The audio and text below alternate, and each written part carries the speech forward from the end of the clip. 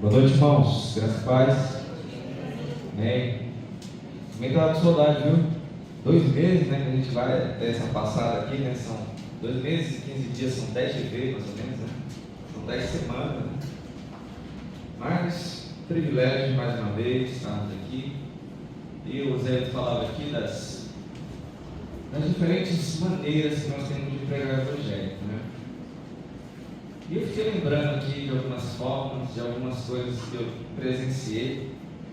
O meu pai, por exemplo, ele usava o que ele chamava de evangelismo explosivo. E a gente chegava para as pessoas, saía nos bairros, se apresentava, nós somos da igreja tal. E ele fazia a seguinte pergunta: olha só, se você morresse hoje, a pessoa já... Se você morresse hoje, mas não é o que nós queremos, nós desejamos, ela falava assim, né? Mas se você morresse hoje, e você chegasse na presença de Deus, e Ele perguntasse para você, por que razão eu devo deixar você entrar no meu céu? O que você responderia, ou acha que responderia? Era esse o evangelista. Aí a pessoa começava: eu não sou uma pessoa boa, eu nunca roubei, eu nunca matei. E aí era a porta aberta para a gente chegar numa palavra. Eu estive em Curitiba ano passado e eu visitei a igreja que a minha cunhada frequenta. E lá um pastor novo, um pastor que viveu uma vida muito desregrada no mundo das drogas, ele era rapper. E ele foi alcançado pelo Evangelho. E ele usou o rapper para evangelizar, e agora ele faz músicas centradas na palavra, mas de rapper, né? Ele cantou uns rappers lá pra gente, na hora do café, foi lá visitar a gente, cantou um rap, lá e gostou, né? Mas ele tirou da carteira e me mostrou um cartão, tipo esses cartões de visita. E nesse cartão tinha uma impressão digital, eu vou polegar assim, impressão digital. E dizia assim: aperte aqui para ver se você é uma pessoa boa. Aí, se a pessoa fosse boa, o cartão ia mudar de cor, né? Era verde, ia ficar outra cor lá. Então, aperte aqui para ver se você é uma pessoa boa. Aí ele tirou esse negócio da carteira, ele foi me evangelizar, ele estava me esperando. Olha aqui, meu irmão, deixa eu mostrar um negócio. Aí ele mostrou: aperta aí para ver se você é uma pessoa boa. Se você for uma pessoa boa, vai mudar de cor. Eu achei que ia mudar de cor, né? Aí eu peguei, apertei, mais força, tá bom, pode soltar. Aí ele virou do outro lado. Aí lá estava escrito: olha, infelizmente, você não é uma pessoa boa. Eu sei, talvez você não roube, não quero minha história, mas talvez você não roube, não mate, mas a palavra de Deus diz. Aí começa: todos os pecados, destruídos sobre a glória de Deus, que existe algo ruim dentro de nós, que é o pecado, que a gente precisa de arrependimento, que a gente precisa de Deus de salvação. Então, tem maneiras de você viver. Eu achei legal. Cara, que legal isso aqui. Não, se você quiser, posso te mandar a arte. Não mandou ainda, deixa eu falar. Vou mandar, vou sair por aí testando. Eu falei: cara, olha só, aperta aqui, deixa eu ver se você é uma pessoa boa. Achei interessante. Mas hoje nós vamos, você já olhou, nós vamos direto aqui no texto. Lucas 14, de 25 a 35. Lucas 14, de 25 a 35. Lembrei de mais uma. O pastor Joveci foi chamado lá no bombeiro para falar para os bombeiros, né? E eu achei interessante também, gente, olha só, eu sei que vocês são considerados heróis para a sociedade, né? Vocês salvam vidas, vocês resgatam pessoas. Mas eu queria falar para vocês que existe um herói que é muito melhor que vocês, né? Às vezes isso só forte, né? Esse cara vem, ele bate, ele dá um carinho, depois ele vem bater. Eu queria falar para vocês que existe um herói maior. Ele não somente salva vidas, mas Ele oferece vida e vida em abundância. Ele oferece vida que não perece, uma vida que nunca vai morrer. Ele oferece vida eterna, né? E aí ele pôde também pregar o evangelho dos bombeiros aí no quarto dos bombeiros. Nós temos muitas oportunidades, irmãos, que a gente não possa desperdiçá-las. Na fila do Coronel Mota, estava lá o tempo desse marcando médico para Glaucia lá. Cheguei 5 da manhã, estava muita gente lá. E um senhor à minha frente começou a falar, mas como ele perdeu a visão do olho, furando uma parede. Furar a parede com a furadeira. E um estilhaço, uma poeira da parede. A poeira da parede caiu no olho dele. Ele foi coçar, coçou. Arruinou a córnea, né? Perdeu bastante, acho que 40%, 50% da visão. Aí eu fui conversar com ele, né, também sobre o evangelho. E lembrei também da importância de usar os EPIs, né? Usar o equipamento de proteção, um óculos, você vai furar uma parede, você vai furar uma parede, ficar cego, pode ser o óculos, né? Pode cair alguma coisa do seu olho. Mas vamos, o que interessa? Vamos lá, Lucas 14, 25 a 35. Amém? Amém. Uma grande multidão ia acompanhando Jesus. Este, voltando-se para ela, disse: se alguém vier a mim e ama o seu pai, sua mãe, sua mulher, seus filhos, seus irmãos e irmãs, e até a sua própria vida mais do que a mim, não pode ser meu discípulo. E aquele que não carrega a sua cruz e não me segue, não pode ser meu discípulo. Qual de vocês, se quiser construir uma torre, primeiro não se assenta e calcula o preço para ver se tem dinheiro suficiente para completá-la?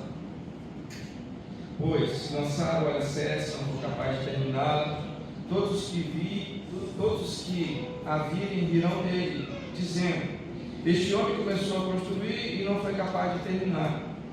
Ou, qual é o rei que, pretendendo sair à guerra contra outro rei, primeiro não se assenta e pensa se com 10.000 homens é capaz de enfrentar aquele que vem contra ele com 20.000? Se não for capaz, enviará uma delegação, enquanto o outro ainda está longe, pedirá um acordo de paz. Da mesma forma, qualquer de vocês que não renunciar a tudo que possui não pode ser meu discípulo. O sal é bom, mas se ele perder o sabor, como restaurá-lo? Não serve nem para o solo, nem para o burro, é jogado fora. Aquele que tem ouvidos para ouvi-los. Então eu trago como grande ideia o seguinte: o discípulo de Jesus dedica toda a vida em compromisso com o Mestre. O discípulo de Jesus dedica toda a vida em compromisso com o Mestre. Meus irmãos, este é um dos sermões mais duros que Jesus falou no Antigo Testamento. Ele é um sermão confrontador. O contexto aqui é de uma grande multidão de simpatizantes que seguiam Jesus. Que bacana! Vamos ver Jesus curando cegos, fazer aleijados andar, mortos ressuscitar, ver ele multiplicar pães e peixes. Simpatizantes. Não estavam preocupados com as coisas espirituais. Com certeza ali naquela multidão também estavam alguns espiões infiltrados, seguindo os passos de Jesus, esperando que ele falasse algo que o denunciasse. Então teriam respaldo para aprender. Mas Jesus não quer apreciadores. Jesus não quer simpatizantes. Jesus não se impressiona com aquela multidão. Ele não fica impressionado com aquela multidão. Os mesmos que o admiravam um dia, no outro dia gritavam: crucifica! Eram os mesmos. Os verdadeiros discípulos ficaram aos pés da cruz. Jesus quer discípulos. E discípulo quer dizer aluno, aprendiz, estagiário, aquele que é ensinável, que tem um coração ensinável, que está sempre pronto a aprender. É o discípulo. E a palavra discípulo aparece cerca de 257 vezes nos evangelhos. 257 vezes. E no livro de Atos também. Nos quatro evangelhos no livro de Atos. Então, nesse sermão duro, meus irmãos, ele vai passar uma peneira. Ele vai passar uma peneira para ver quem realmente quer andar com ele.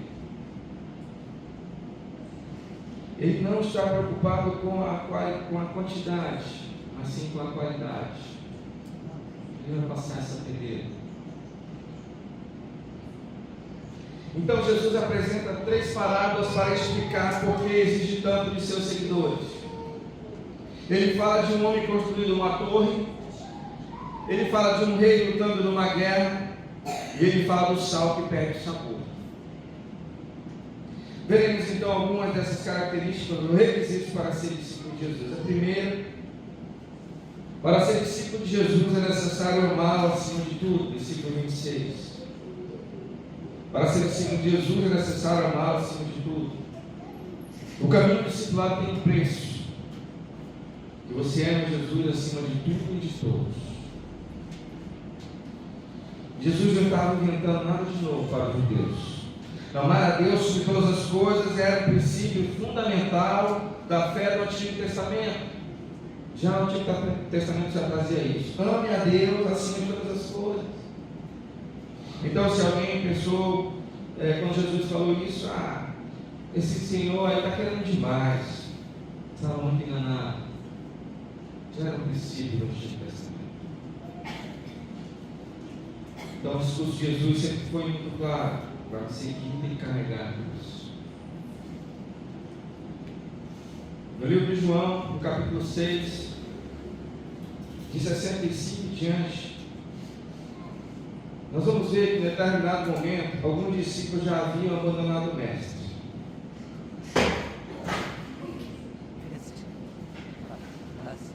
Dessa vez não caiu, né? O Alex ainda deu aquela queda, mas...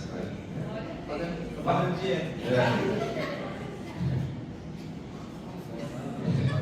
É só com a gente que acontece essas coisas.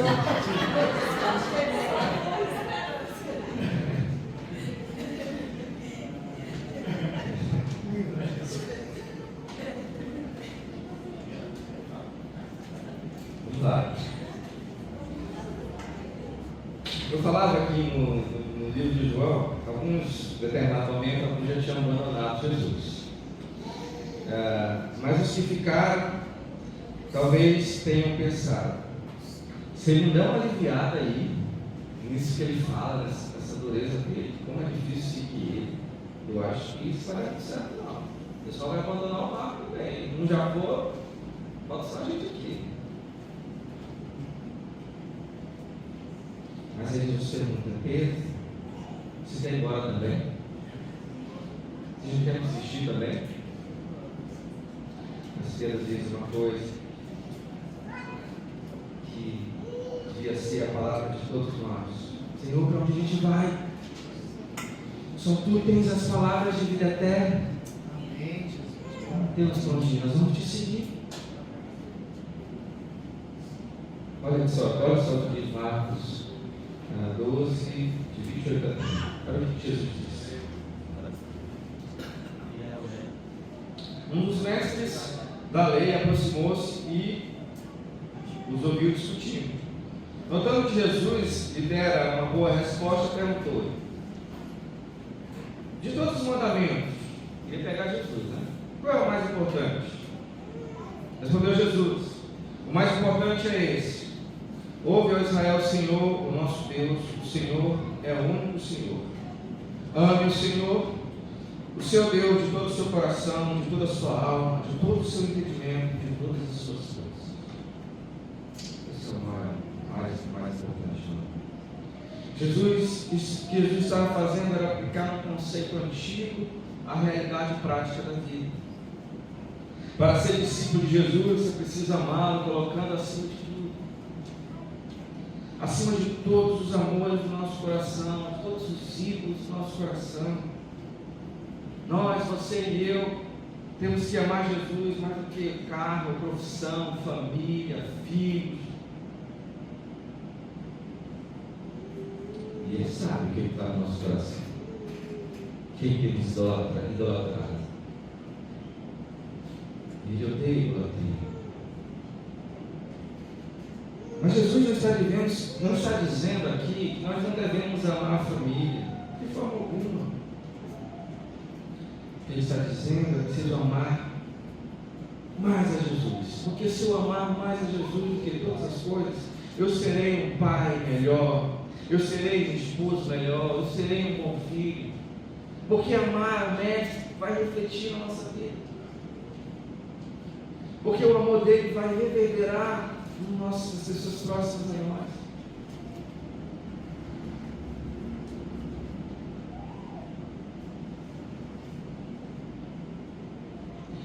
Então, todas as vezes que a vontade do Senhor entra em rota de colisão com os nossos queridos, com os seus entes queridos, quem deve prevalecer? Quando a vontade do Senhor entra em rota de colisão com as nossas ou com os nossos queridos, quem nós vamos amar mais? Criamos os filhos, damos educação. Ele cresce e diz: eu quero ser missionário na Coreia, na China, no lugar mais difícil aí, eu quero ser missionário. E o pai fala: não faz isso, não vai para esse lugar, é perigoso, fica aqui. Sai instinto da proteção do pai, querer o melhor para o filho, mas o filho quer amar mais o Mestre, ele quer pregar o Evangelho. Deixa seu filho ir.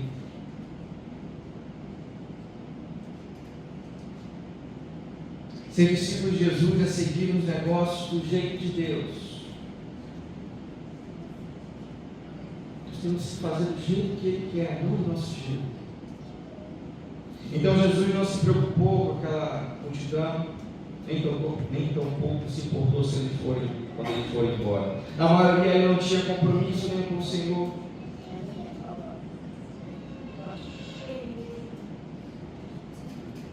O que importa, o que é relevante para o Senhor, é o quanto nós o amamos acima de tudo. É isso que importa. E Ele sonda os nossos corações. A Bíblia diz que se você se envergonha de confessar a Cristo, ou de se posicionar nos valores cristãos, olha, a gente tem vergonha, né, de dar para a Bíblia, de se posicionar na escola, de mostrar que é cristão, de mostrar o que a fé que defende, defender a sua fé, tem vergonha.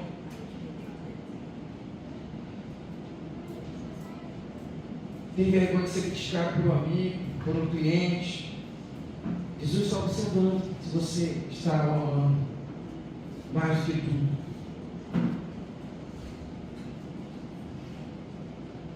Olha só o que diz em Lucas 9,36, está projetado aí. Porque qualquer que de mim e das minhas palavras se envergonhar, olha só, dele se envergonhará o Filho do Homem, quando vier na sua glória, e na do Pai e dos santos anjos. Isso é muito sério. Muitos nos criticam, nos acham radicais, chatos, e de fato nós somos, porque o Evangelho ele é exclusivo. ele exige de nós um preço. E o preço do discipulado é colocar Jesus sempre em primeiro lugar. Não importa o que vão achar de você. Não importa o que vão pensar. Não se exponha. Quantas vezes eu me escondi, meus irmãos, na minha escola, na minha adolescência? Eu tinha vergonha de professar a minha fé, de falar de Jesus com os colegas. Eu via tudo de errado que acontecia ali e eu me escondi. Eu guardava para mim. Eu pensava que esses caras não tem jeito, não tem salvação para eles. Medo, enganos, meus irmãos. Quem faz a obra não sou eu, não é a gente. Espírito Santo, vai lá, convence. Convence do pecado, da justiça e do juízo. A obra é dele. A gente só tem que falar.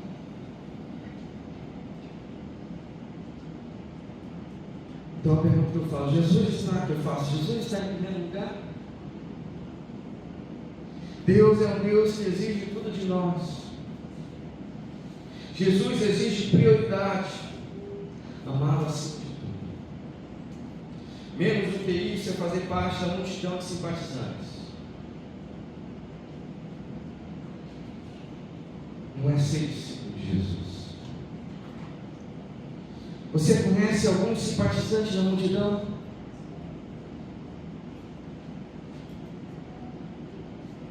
Para viver a vida cristã é necessário ter compromisso. Jesus é o dono da nossa vida. Entender o que Jesus fez por nós como algo tão precioso, gracioso, milagroso, nos faz amá-lo cada dia mais.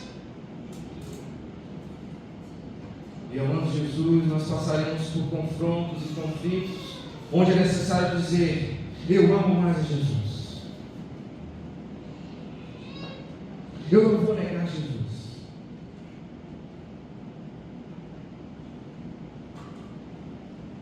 Se é para me perder algo que eu gosto muito, eu vou amar mais Jesus.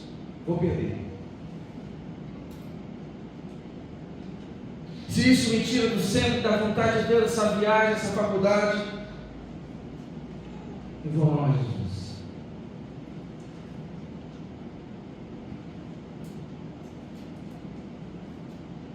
O que Deus quer para nós é um princípio do discípulo. Seguir a Jesus significa a nossa vida estar em completa submissão ao que Ele quer para nós. Você está disposto a pagar o preço do discipulado? Jesus não admite que você fique em cima do muro. Vou, agora não. Deixa eu me formar primeiro. Deixa eu concluir isso aqui primeiro. Deixa eu casar primeiro. Não, agora eu quero ter filho. O filho nasce. Não, agora eu vou fazer um mestrado. Vem o mestrado. Não, ela tem o doutorado. Nunca vem. Nunca vai.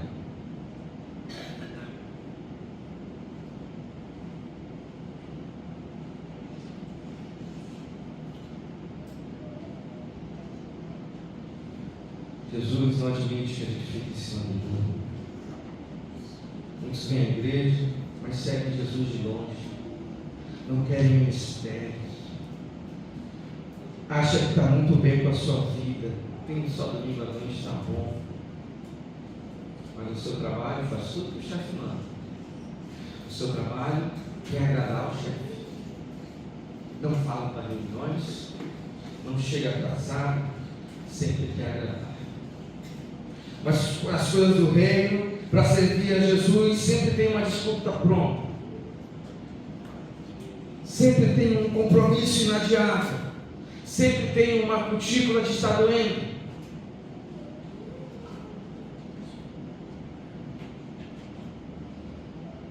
Jesus está observando se você está amando mais a Ele ou as coisas do mundo.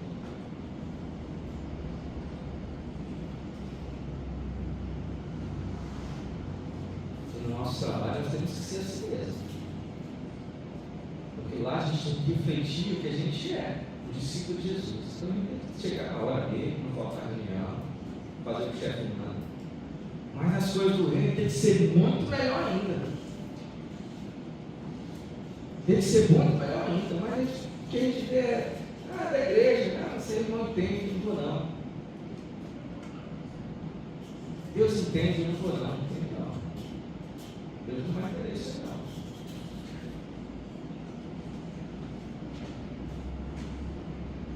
Ele está só anotando lá no seu caderno. Tópico 2. Para ser discípulo de Jesus, é necessário renunciar a si mesmo e trilhar o caminho sem volta. Versículo 27, acompanhe. Um caminho sem volta. Olha o que diz Lucas 9, 23. Nós vemos, e dizia a todos, se alguém quer vir após mim, negue-se a si mesmo, tome cada dia a sua cruz e siga. No nosso texto de Lucas 14 diz assim: qualquer que não levar a sua cruz e não vier após mim, não pode ser meu discípulo. Nosso texto de hoje, veja aí, versículo 27. Qualquer que não levar a sua cruz e não vier após mim, não pode ser meu discípulo. Negue-se a si mesmo. Mas o que é negar a si mesmo? O que é negar-se a si mesmo? Não é ir embora, não é fugir da sociedade, não é se fechar numa bolha da família, dos que não conhecem Jesus da família ainda. Pelo contrário, você deve se aproximar mais deles.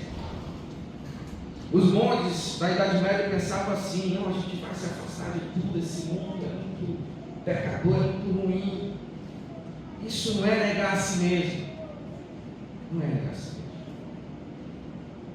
Negar a si mesmo não é isolamento social, não é enfiar a cabeça no buraco da religião, não é viver de maneira alienada,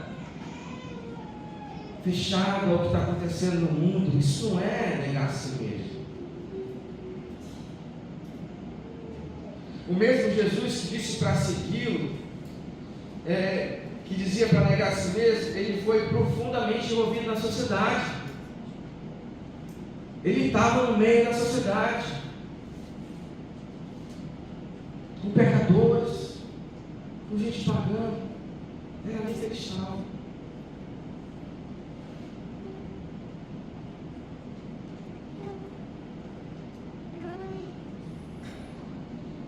Ele conversou com mulheres em lugares públicos, e na época aquilo ali era um absurdo. Ele foi quebrando esses paradigmas sociais da época. Ele comeu sem lavar as mãos. Que absurdo para ela. Isso era um absurdo para os fariseus. Ele curou no sábado. Ele diz a mim, a você, negue-se a si mesmo. É o mesmo que disse: teremos vida e vida em abundância.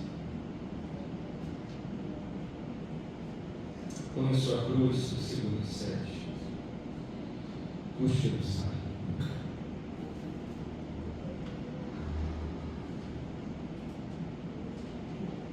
Jesus, depois de preso e condenado à morte, faria aquele caminho conhecido como a Via Dolorosa. Nesse caminho da Via Dolorosa, ele tinha que carregar a sua cruz.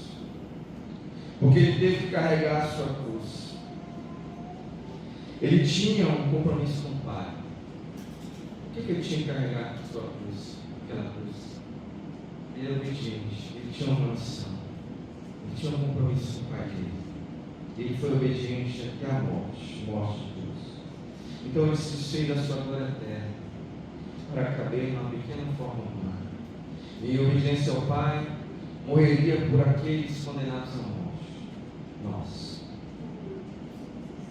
Então ele segue para a cruz, no monte denominado Carneiro, por isso o nome Calvário.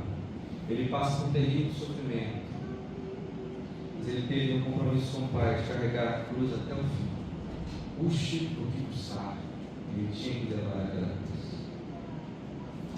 Então, da mesma forma, Jesus não quer uma multidão de apreciadores, simpatizantes. Ele busca pessoas comprometidas com Ele, busca o Espírito Santo. Pessoas que estejam dispostas a dizer sim, mesmo que outros o odeiem por causa do nome dele.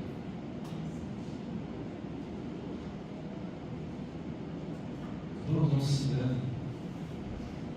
Servir ao Senhor é um privilégio. Não faça isso para agradar o pastor. Não vá para a reunião de ministério. Não vá para servir no ministério para agradar alguém, para dizer que está seguindo alguma coisa, para cumprir tabela. Não faça isso. Vá com amor mesmo, com dedicação, com zelo. Não é sua cruz. Não vai ser fácil, mas é um privilégio muito grande. Onde que custar? Não abandone. Não abandone sua cruz. Jesus quer pessoas dispostas a dizer sim, mesmo que se implique em ter que morrer. Isso acontece com os muçulmanos, né? Muitas vezes se convertem ao cristianismo. Se não fugir logo, eles vão morrer. Alguém vai matar eles. A família já se expulsou logo, se não matar.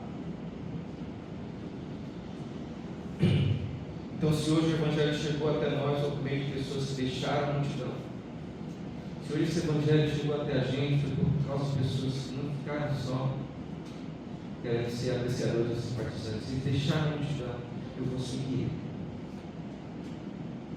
Eu vou seguir ele, custe o que custar. Tomaram esse compromisso de fazer a obra, custe o que custar. O apóstolo Pedro morreu por Cristo, crucificado de cabeça para baixo. Mas ele saiu da multidão e se prosseguiu. O que aconteceu ele? Morreu de cabeça para baixo. Por quê? Porque ele era um discípulo de Jesus. Em Roma, no Coliseu, os discípulos de Jesus eram jogados nas arenas dos leões. Tigres famintos. Eles se juntavam, ficavam abraçadinhos ali, louvando ao Senhor antes de morrer, antes de serem abocanhados.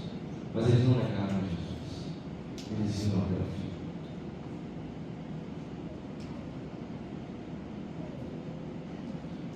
O discípulo de Jesus segue quando ele manda anjos fechar a boca dos leões. E também o segue quando ele permite que os leões mantenham a boca aberta. Teve situações em que mandou anjos fechar a boca dos leões. Não, agora esses leões não vão comer do céu. Mas tem situações em que os discípulos de Jesus também são abocanhados porque ele permite isso. Aqui no Brasil nós não vivemos isso. De que se você negar Jesus, você vai morrer. Essa liberdade que nós temos aqui, como já foi dito várias vezes, ela é perigosa, ela é prejudicial. A igreja que é perseguida, se reúne em secreto, leva muito mais a sério ser discípulo de Jesus. Leva muito mais a sério.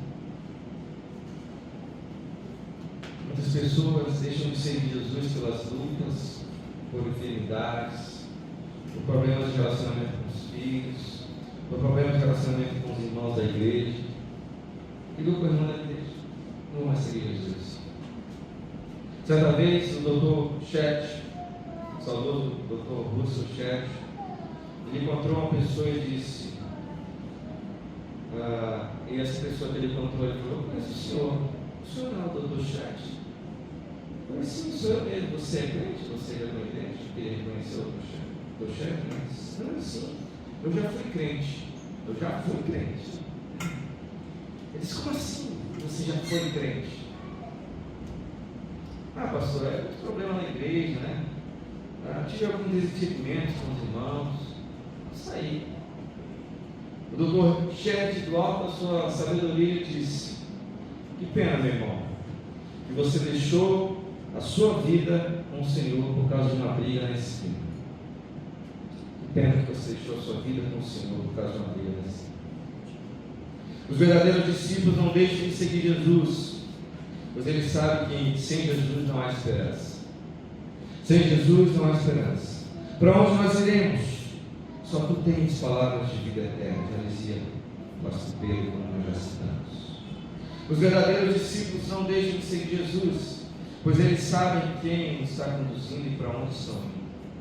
Eles se sentem seguros com o Mestre. Por isso, que em 1 João 2,19 diz, 1 João 2,19, aqueles que saíram, serviram para mostrar que nunca foram um dos nossos. Olha só. Aqueles que saíram, serviram para mostrar que nunca foram um dos nossos. 1 João 2,19. Ser discípulo de Jesus não tem volta, é para a vida toda. Ser discípulo de Jesus é ser como Eliseu, diz a passagem em 2 Reis, capítulo 2, que Elias, já perto de ser levado pelo Senhor ao céu no redemoinho, tinha um seguidor fiel, Eliseu. Elias dizia para Eliseu: fica aqui, o Senhor me mandou para Betel. Ele dizia: não, eu vou com o Senhor, por onde o Senhor for eu vou, eu não vou te deixar. E ele dizia: Eliseu, fica aí, que o Senhor me mandou para Jericó. Eu vou com o Senhor, vou ficar, onde o Senhor for eu vou. Isso é um discípulo, isso é ser discípulo de Jesus.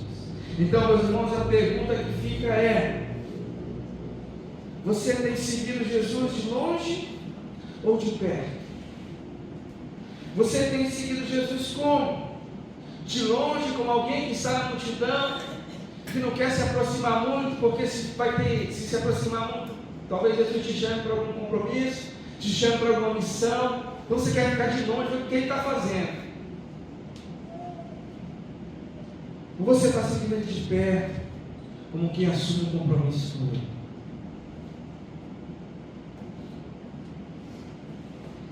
Discípulos de Jesus o seguem quando uma oração é entendida de pronto, mas também quando a oração se prolonga por anos e anos. O discípulo está lá, orando e aguardando, não é só quando ele dá a resposta imediata, vem não. Ele segue Jesus quando os dias são bons e quando os dias são maus, na abundância e na escassez. Seguir Jesus tem consequências eternas. Tem consequências eternas. Então cada um tem a sua cruz. Eu não posso querer a cruz da Glaucia. Cada um tem a sua. Mas o que significa tomar a sua cruz? O que significa tomar a sua cruz?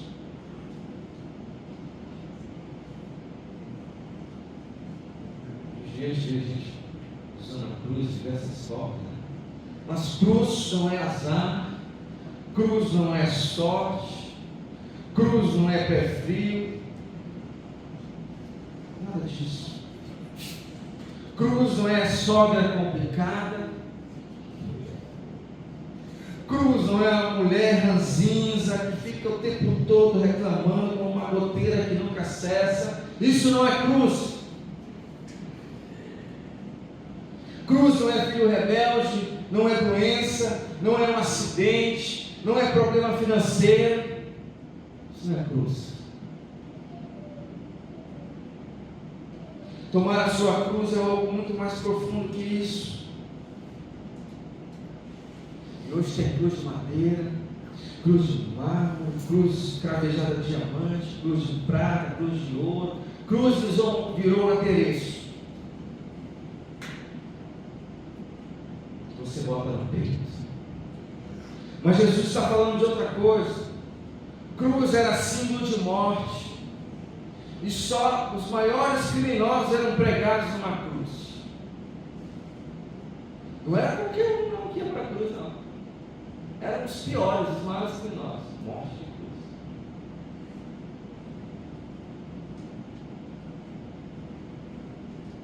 Uma morte lenta, agonizante, terrível.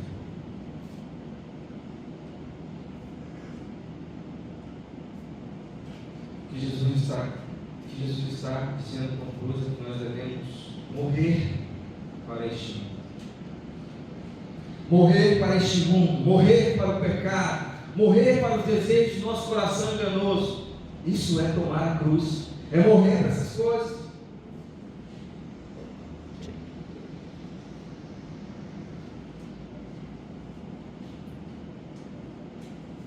morrer para os nossos próprios planos e ambições, e identificar-se com Ele na vergonha e nos sofrimentos. Ser discípulo de Jesus é imitá-lo, é querer fazer como Ele fazia, apesar de nunca chegarmos aos pés. Mas nós devemos tentar, sempre tentar imitá-lo.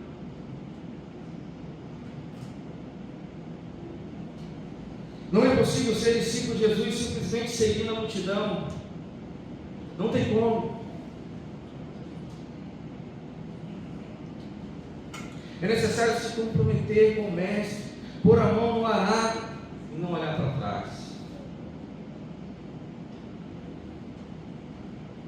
Muitos vêm à igreja, gostam da igreja, acham legal, né?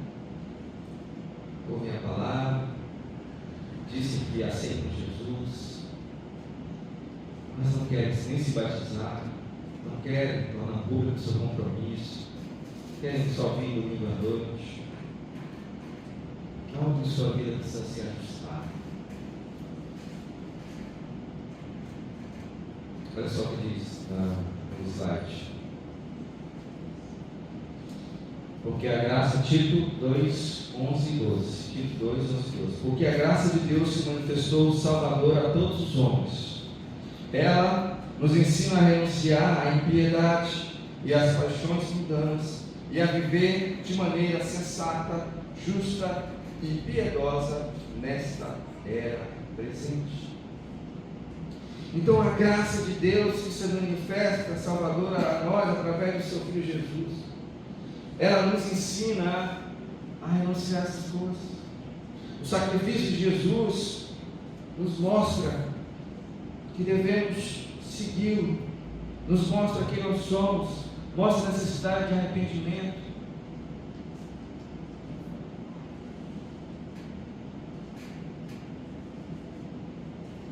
Por isso, em determinado momento, Jesus vê a multidão e diz: não me interessa a multidão, me interessa esse grupo aqui de discípulos comprometidos. Eu quero só os comprometidos. Negar a Jesus é isso, tomar a sua cruz é isso, morrer para as coisas do mundo. Quando vivemos assim, não temos medo de educar nossos filhos à maneira de Deus. Ah, mas todos os amiguinhos dos meus filhos fazem assim, o problema deles. Somos servos de Jesus ou não? Então a gente tem que parar de se amoldar ao mundo, se conformar com o mundo, porque todo mundo faz. A nossa vida tem que ser diferente. Nós somos diferentes, separados para outra finalidade. Mas lembrando dessas multidões, lembrando desses que precisam ser alcançados, não se afastar deles, não se distanciar deles, muito pelo contrário, vai lá na multidão, tenta trazer, a maneira que você puder, vai lá e pesca, seja um pescador de almas.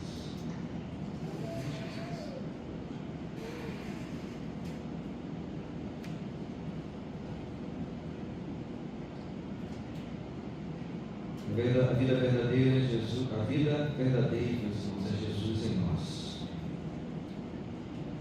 Então nesse sermão já foi muita perna não pela nuca, né? Muita perna não. Alguns ficaram, mas alguns ficaram. E agora Jesus fala da cruz de cada um. Jesus vai falar da cruz de cada um. Ele não fala de prosperidade, ele não fala que você nunca mais vai adoecer, ele não fala que você vai ficar rico. Fala disso. Olha, se você for meu discípulo, vai dar tudo certo. Você vai viver, não vai dar nada errado na sua vida. Ele não fala nada disso. Mas será que tem na minha vida algo que eu tenho amado mais a Deus? Há algo em minha vida que eu tenho amado mais a Deus do que a saúde de mim? profissão, casa, casamento, filhos. Nossa, uma visão. Sempre tem um lado mais Jesus em tudo isso. Jesus treinou seus discípulos para fazer os discípulos e ensinar a eles a amar a Deus acima de tudo. Jesus treinou os discípulos para fazer discípulos. Então Ele nos treina para treinar outras pessoas. Ele nos treina para fazer outros discípulos, e ensinar esses discípulos também, essas outras pessoas, a amar a Deus acima de tudo. Então, discípulo forma ou gera discípulo. Discípulo gera discípulo. Eu nunca me esqueço, meus irmãos, da ilustração do pastor Mendes.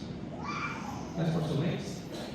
Lá do São Paulo, da Espanha. É o fundador lá da igreja, da igreja de Espanha. Hoje ele só já pastor, médico que chama. Estava numa conferência e ele falou assim, ele estava na Romênia. E ele passando pelas ruas da Romênia, ele viu um rebanho de ovelhas. E ele viu um pastor de ovelhas, esse pastor que fala na Bíblia, ele viu um pastor de ovelhas lá, um cajado. Aquele cajado que na ponta faz aquela voltinha, parece coisa de historinha de criança, tá? Ele só vê na Bíblia. Ele viu lá um pastor de ovelhas, o seu cajado, aquela coisa para pegar a ovelha pelo pescoço assim de trás. E tinha um cachorrinho, 2 cachorrinhos lá.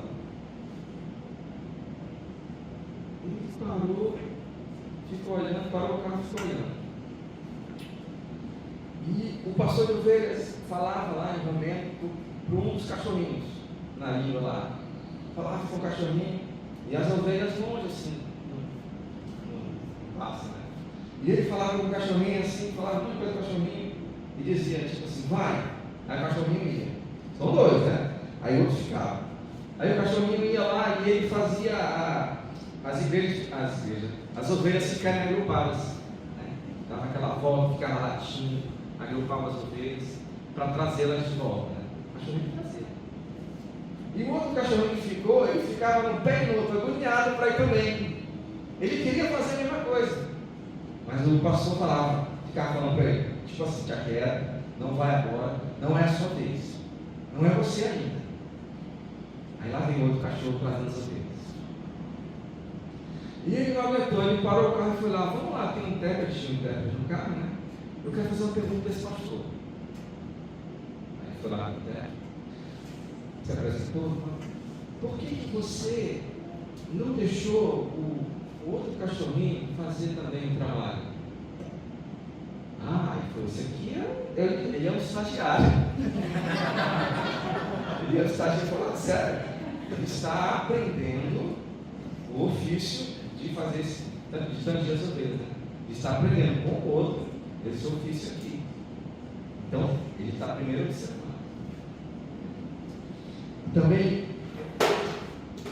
nessa ilustração, eu lembrei também de alguém que eu convivi que me ensinou uma coisa, uma frase muito interessante, baseada nisso. E ele estava treinando liderança. E ele falou assim, eu faço, você observa. Agora você faz, eu observo. Depois agora você faz sozinho. É mais ou menos isso. O cachorrinho, o outro cachorrinho fazia e ele observava. E agora, depois ia ser com certeza a vez dele, mandava o estagiário fazer, e ele ficava observando para você fazer. Depois ele dizia, agora você está pronto, para você fazer sozinho. Então isso é ser discípulo. Isso é ser discípulo. Alguém precisa nos ensinar. E nós precisamos ensinar os outros. Mas para ser discípulo de Jesus, no tópico 3, é necessário calcular bem o preço. É necessário calcular bem o preço. Para ser discípulo de Jesus, é necessário calcular bem o preço de perseverar até o fim, versículos 28 a 32. Olha só, daí tem a história da torre, né? Não importa só começar, que é aí que vem o ditado. Não basta só começar começar bem, você precisa terminar bem. Não basta começar a seguir Jesus, você tem que terminar e ir até o fim. Você tem que ir até o fim, se ele concluir a obra, se ele concluir essa obra.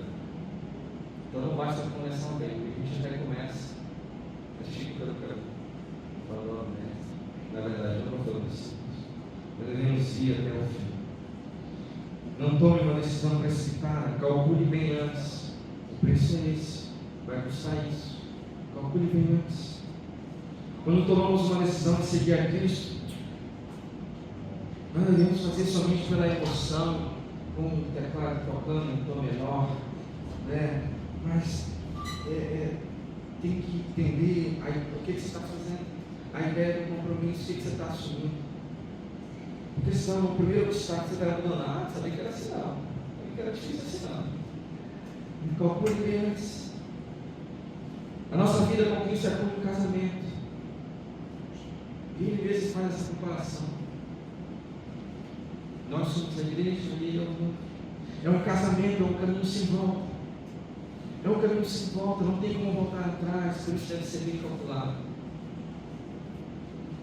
Em Mateus 8, 19, 20, diz que o Senhor Jesus se depara com o mestre da lei e ele diz assim: Mestre, eu te seguirei por onde quer que fosse. Jesus respondeu: as raposas têm suas tocas e as aves do céu têm seus ninhos, mas o Filho do Homem não tem onde repousar a cabeça. Você quer me seguir mesmo? Você quer me seguir mesmo? Tem onde ficar, cara.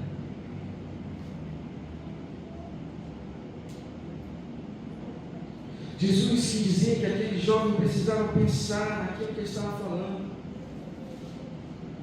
Não é que Jesus não quisesse que ele fosse seu discípulo, mas ele quis mostrar que fazer a vontade de Deus não era tão simples como ele pensava. Ser discípulo de Jesus não é frequentar uma igreja domingo à noite, não é se emocionar com louvor, e durante a semana desligar. Mas vou desligar no modo discípulo, só vou ligar no mim. Vou ativar o modo simpatizante. Modo simpatizante agora. Dona multidão. Hoje em dia é na moda dizer que é evangélico, né? Dizer que é mais Jesus. Se você perguntar, e o IBGE diz, o IBGE é quem faz as pesquisas, né? Ele diz que 1/4 da população brasileira se diz cristã. 1/4 das pessoas, ou seja, metade da metade do Brasil diz ser cristão. Ok, 50 milhões de pessoas, 60 milhões, se dizem ser cristãos.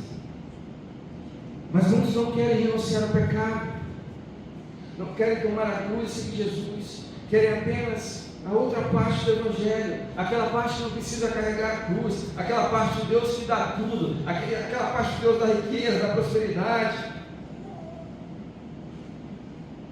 Só querem essa parte de receber.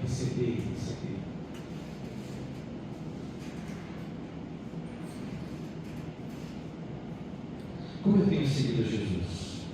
De longe, na multidão, ou de perto, colado com o mestre, carregando a cruz?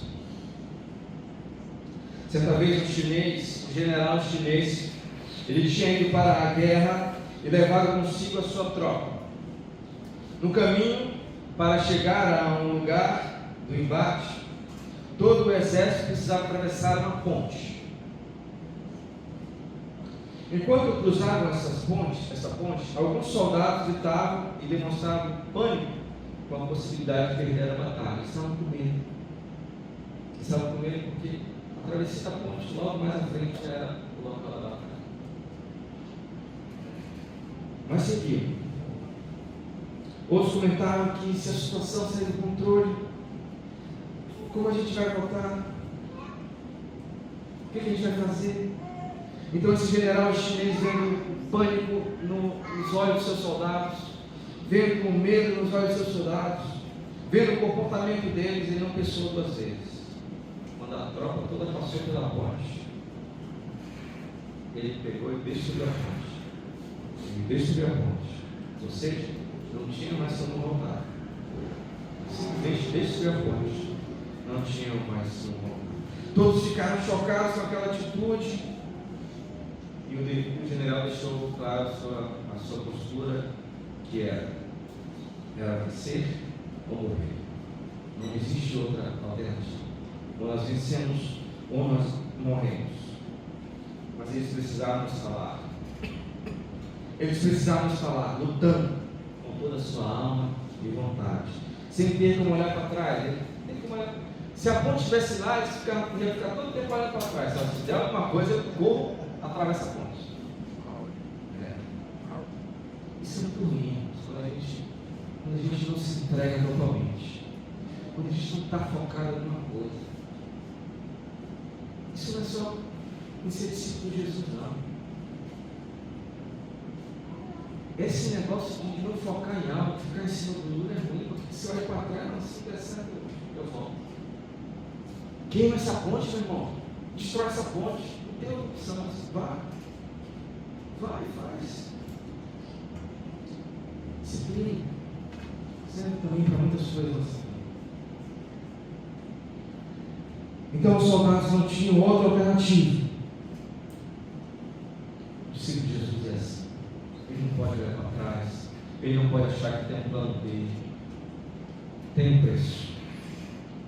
Tem um preço a ser pago. Então, ser cristão é tudo ou nada. Não, para aqueles soldados foram. Ser cristão é tudo ou nada. Ou você é cristão mesmo, você não é.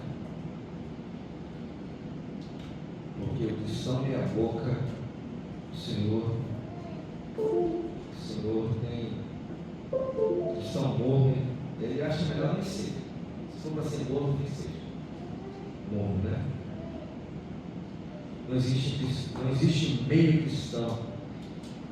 Não existe meio cristão. Assim como não existe meia grávida.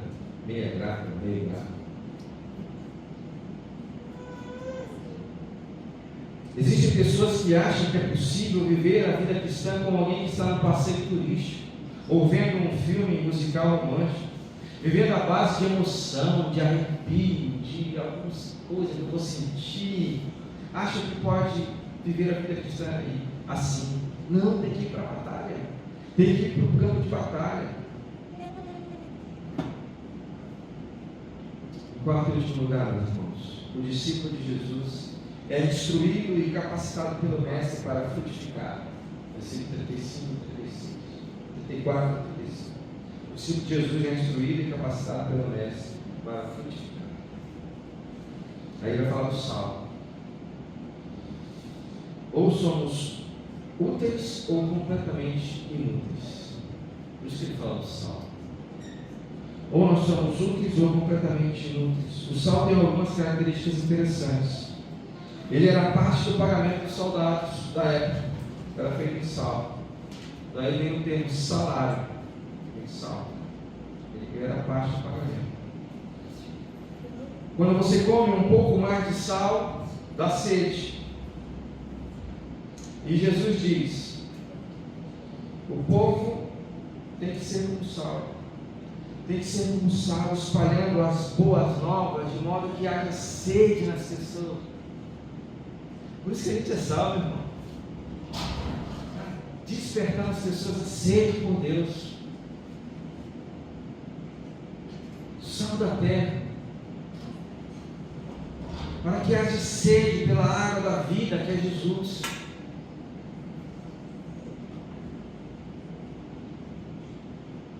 Mas o sal também é purificação, a propriedade do sal. O sal era um dos primeiros antissépticos. Eles usavam para limpar a ferida. O sal servia também para a purificação. Ele pode arder no primeiro momento, mas ajuda a curar. Ele ajuda a curar. Já pensou antigamente você falava lá? Para infeccionar, o tratamento era sal. Imagina a dor. Estava o sal assim, em cima da ferida. Assim. Doía no primeiro momento, mas trazia cura. Por isso essa comparação do sal. O sal também dá durabilidade. Não havia geladeira. Ele salgava a carne, até hoje faz, né? Carne de sol, para durar mais. Precisamos ser sal. Mas só seremos esse tipo de sal, meus irmãos, se formos completamente comprometidos com o Senhor.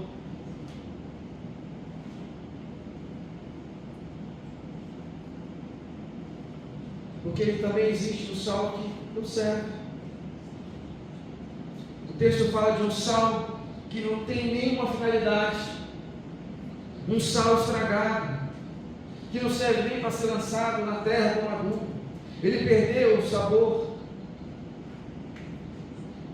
ele contamina a terra e não produz mais nada. Então, meus irmãos, ou somos uma bênção no reino, ou somos um sal sem sabor.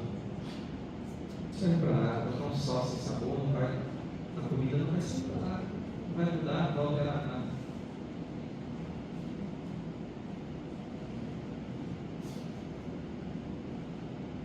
Você consegue imaginar Jesus pregando esse tudo sermão? Pense aí nesse momento, nesse sermão. Jesus falando essas coisas duras e a multidão se dispersando. Aos poucos eles iam embora. Ele não estava preocupado com a multidão, porque mais tarde elas iriam essa mesma multidão e iam crucificá-lo. Mas os discípulos fiéis estavam aos pés de Jesus, caminhando com ele, os tempos difíceis, os tempos bons, aprendendo com ele, tendo um coração inclinado, obediente, confiando no Senhor, no Mestre, apesar das dificuldades, sabendo, tendo segurança para onde o Mestre estava levando eles. Eles devemos ser também o nosso Mestre, confiar para ele, para onde ele está levando, porque só ele tem o caminho certo, as palavras certas, as palavras de vida eterna. No final, Jesus vai se levantar e vai dizer para você: servo bom e fiel. Você foi um servo bom e fiel. Você foi um discípulo que me amou. Vem aqui. Deixa eu dar um abraço. Aqui é uma multidão que sempre aqui. E nessa sala não deve ter apenas 50 pessoas. Talvez o Espírito Santo de Deus tenha falado com você essa noite, dizendo: filho, sai da multidão. Para que sejam os partizantes, vem mais para perto de mim. Você está tão longe. Você se afastou de mim por circunstâncias, por problemas. Eu quero você do meu lado. Eu quero você do meu lado. Eu quero você me amando mais em todas essas coisas. As coisas estão te distraindo. Olhe para elas, olhe para mim, olhe para a cruz. Então, meus irmãos, essa é uma meditação que realmente eu fiz na minha vida, me fez pensar muito nas minhas prioridades, na minha vida com o Senhor, que realmente eu tenho priorizado, se eu tenho realmente agradado ao Mestre, se eu tenho reclamado do serviço cristão. Que a gente sempre na sua obra, meus irmãos. Isso é muito importante. Então era isso que eu queria compartilhar com os irmãos. Amém? Amém. Então, obrigado, Pai, por tua palavra. Obrigado por nos confrontar, nos abençoar, nos edificar. Nós um dia tomamos a decisão, muitos aqui já, de seguir o Senhor. Nós estamos fazendo uma reflexão, Pai, como temos sido discípulos do Senhor. Somos aquele tipo de discípulos que temos sido. Desperta em nós o desejo constante, Pai, de estar sempre ao seu lado. Firma nossos passos na rocha do Senhor. Ó Deus, que as dificuldades, que os espinhos, que os abrolhos não tirem nosso foco, não tirem nossa disciplina de te seguir. Nos ajuda, Pai. Que privilégio é esse do Senhor. Queria nossos passos para essa caminhada. Isso eu oro em nome de Jesus. Amém.